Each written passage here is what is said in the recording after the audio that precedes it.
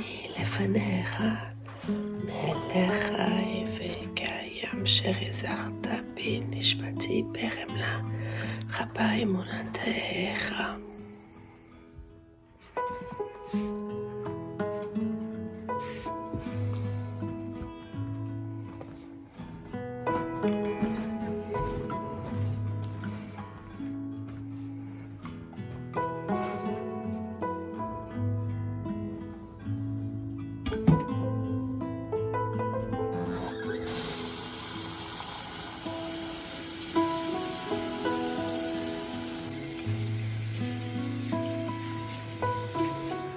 As a wife, a mom, and having a full-time job as a doctor with small kiddos makes preparing for Shabbat quite a challenge. But thank God, with this Friday Shabbat routine, I went from being stressed and exhausted before Shabbat to being able to greet the Shabbat Queen calmly and fully prepared every week. So I wanted to take you with me on my typical Friday Shabbat prep pre- and after-work routine, as I hope it will help you too to have a more peaceful Shabbat.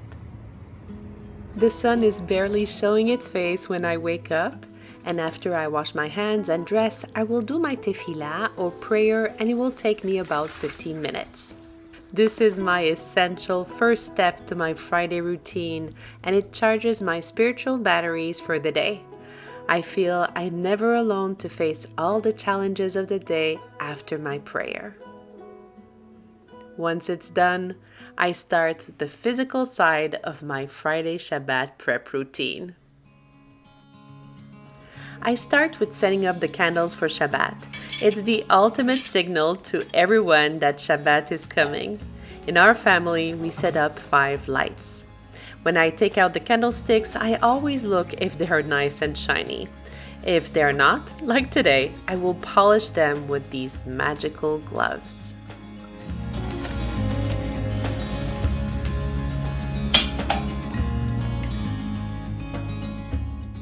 I place the candlesticks on a tray. For us, we have 5 candles, 2 that are mandatory that are called shamor vezachor, which means to keep and remember the Shabbat. For us, it's like mommy and daddy's candles. And 3 other candles, 1 per child. I add 1 container to receive the match after lighting, a 24-hour candle, and a matchbox. Once that it's done, I head to the kitchen and start the cooking. For me, making challah on Friday is way too stressful, so I do it earlier in the week. But I still want for my children to create beautiful memories of Shabbat. So on Friday, they wake up to the smell of a sweet treat. Today I'm making a cake, and yes, it's a cake mix, but I add a lot of love in it and extra chocolate chip too to make the taste unforgettable. I am a true believer that the love you put in your food is the special ingredient that makes everything delicious, and also, for me, it's better to have a cake mix cake with a happy mummy than the perfect cake but an exhausted mummy.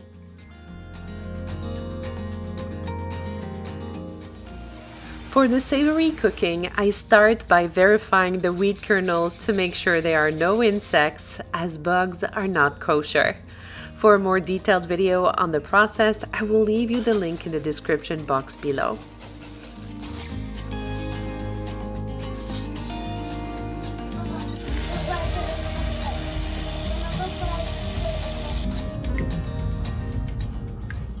I will repeat the same steps for the rice, but I will simply add them to a cooking bag once verified instead of the crock pot. At this point, my baby is up and she keeps me company. I start my dafina or cholent, and the secret for the best dafina is to layer the ingredients. I start with the potatoes at the bottom for them to be nice and golden. Then I add a sweet potato, and I also sometimes add some dates for extra sweetness. I put everything in the crock pot, and I add the eggs, about 1 per person. For the meat, today I'm using veal shank, but our favorite is veal or beef cheek. It's the best. Then I add the spices, some cumin, some salt, garlic, paprika, and then I'm going to prepare the rice. Paprika, salt, garlic, and water. The rule of thumb is a cup per cup of rice. I will knot the bag and put it on top of the meat. That will keep the meat moist and avoid for it to be dry. I will add some chickpeas and I will spice them again with garlic, paprika, and salt. I will cover the dafina completely with water, cover it and put it on low until we're ready to eat it on Shabbat lunch. I prepared the wheat kernels or blé that we eat on Shabbat lunch by adding chicken soup powder, garlic, paprika, salt, hot pepper, and ketchup. Then I add the water and put it in a small crock pot on low until we're ready to eat it the next day. I do very little cooking on Friday because I prepare almost everything on Thursday night. And if you want to see my Thursday routine, please let me know in the comments below. By this time, my bigger little people are starting to wake up. I have prepared their breakfast, so they will dress, take their breakfast while I change the beds and continue my Shabbat prep. I change our bedding in honor of Shabbat every week. Making beds for me is therapeutic as I love the sound of crisp linen on the beds. In our bedroom, we have 2 beds, as when I am niddah, we sleep in separate beds. It gives us a little time apart and keeps the flame alive when we find each other again after a few days. I must be the last one aware of that, but did you know that if you look inside of your contour sheet, there is a tag, and if you place that tag on the bottom right lower corner of your bed, it will fit every time? Hopefully it helps you as much as it helped me.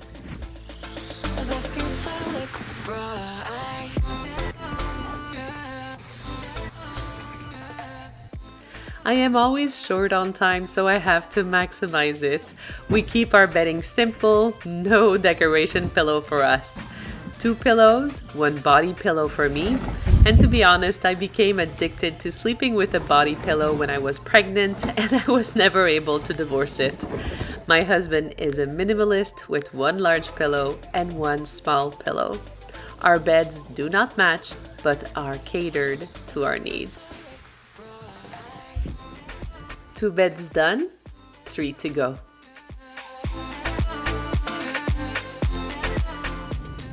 I put the linens right away in the laundry, and when the measuring cup is dirty like now, I add it directly to the washing machine. It's like magic.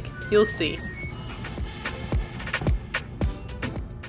While the cake and the laundry are going, I move from the kitchen to the bathroom. I love this Method product. It smells like fresh cut grass and cleans very well.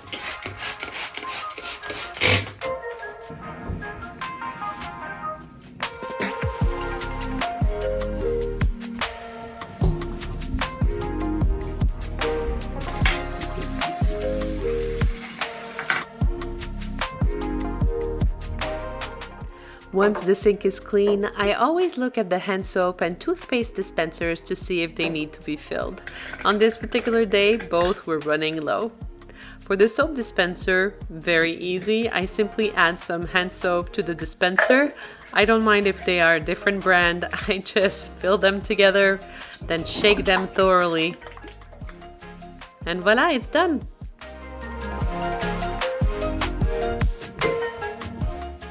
I repeat the same process for the toothpaste dispenser. I add white toothpaste because it gives a pretty aqua color when I mix it with our favorite green Listerine mouthwash. The mouthwash is there to liquefy the toothpaste.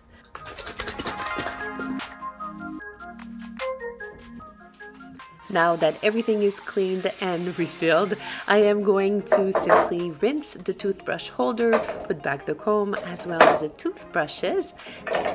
The final touch to our bathroom speed cleaning will be to place a new box of Kleenex that will replace the toilet paper on Shabbat.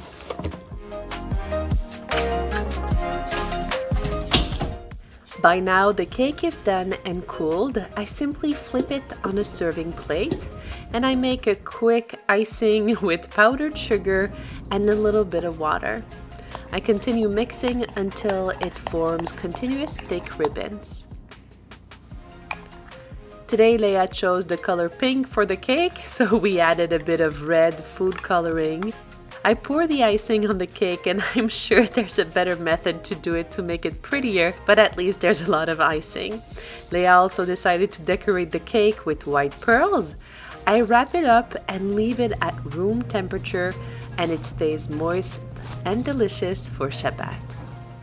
Our linen are now cleaned. I will simply put them directly in the dryer. And as you're going to see, our little experiment of putting the measuring cup in the machine with the load really works. You have a clean measuring cup.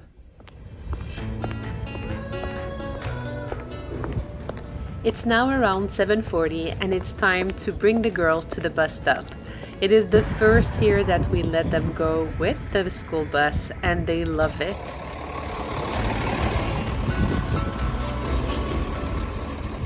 For them, they feel like they are big girls, and I feel like they're growing up so fast. Good morning. Thank you so much.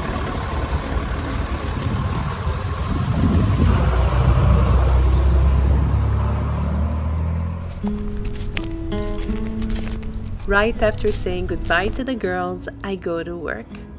I try to make a small detour as many times as I can through the small park next to my work. Seeing all the beauty around me, all the colors, the trees, the textures makes me feel connected, grounded, and puts me in a great mood for the rest of the day, hopefully helping me be a better doctor for my patients.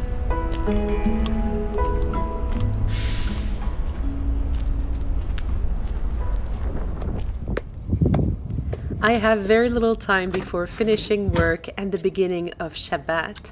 While I'm in the shower, the girls set up the Shabbat table.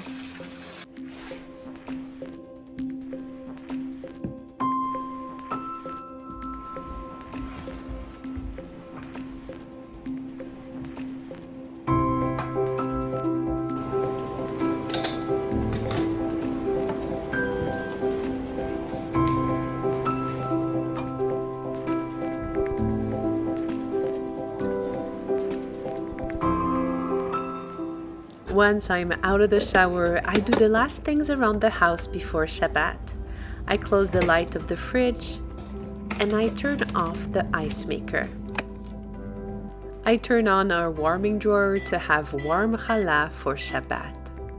I plug in my plata or warming tray and I make sure it is working. As we cannot cook food on Shabbat, we can only warm up food. I place on the plata before Shabbat what I have cooked on Thursday. This week we are eating our favorite Moroccan fish with an amazing chickpea stew. I turn on my oven and set it at 300 degrees Fahrenheit. I set my oven to the Shabbat mode. The Shabbat mode on my oven allows me to take out my main dish that I put before Shabbat, and I can take it out during Shabbat with no issue. This week we're having sweet veal stew with couscous. I put my frozen challah in the warming drawer. Then I put my water urn on the Shabbat mode. I cover the dials with this sign to remind everyone not to change the settings. After a quick cleanup of the sinks, I will cover the hot water faucet with a glass for the meat sink, as we cannot use the hot water on Shabbat, and I replace the regular sponge with a special Shabbat sponge. And I do the same thing for the milk sink. As Orthodox Jews, we have two sinks, as we do not mix meat and milk, even in our sinks. I add a special hand towel in red for the meat sink. Everything red in our kitchen is meat. And a special netilat yadayim hand towel in blue for the milk sink. As you guessed it, everything milk is blue. I make sure the temperature of the house is right, as we cannot change the temperature as well on Shabbat. I go around the house closing the lights that are not going to be needed for Shabbat, as well as taking away all objects that are mukse or not allowed on Shabbat, like money, phones, and the like. My husband prepared the Shabbat lights with oil, as it is our custom, and we are now about 30 minutes before lighting and everything is ready. We will take out the salads we have prepared on Thursday night just before we eat so they are nice and fresh. This routine has been a game changer for me as it allows me to be ready and light on time and not be running around finishing my Shabbat prep just before candle lighting. With this Shabbat routine, I can come to the Shabbos table relaxed and not completely exhausted. I hope you enjoyed our Friday Shabbat routine and perhaps incorporate a few of our routine elements in yours. I would encourage you to watch my easy 1-hour Shabbat prep video as a follow-up. If you stayed until the end, please write Shabbat Shalom in the comments so I know I'm not alone. Thank you for being here. It means the world to me. Until next time, stay safe, stay blessed, and don't forget to Frum it up.